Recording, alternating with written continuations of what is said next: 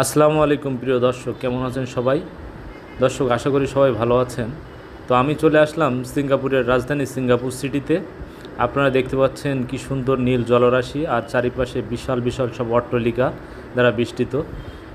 দারুণ এক মনোমুগ্ধকর পরিবেশ। আপনারা দেখতে পাচ্ছেন কি সুন্দর একটা জায়গা।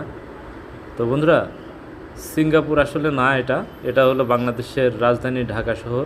আর ঢাকা শহরে পরিচিত একটা জায়গা হাতির ঝিল।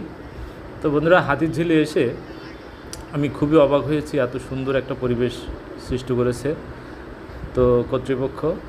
তো একটা জিনিস আমার কাছে অপছন্দ হয়েছে, সেটা হলো দেখেন আপনার পানিটা কি মানে কত বড় একটা জায়গায়, কিন্তু পানিগুলো একদম নোংরা, নীল হয়ে গেছে পানিটা নষ্ট হয়ে।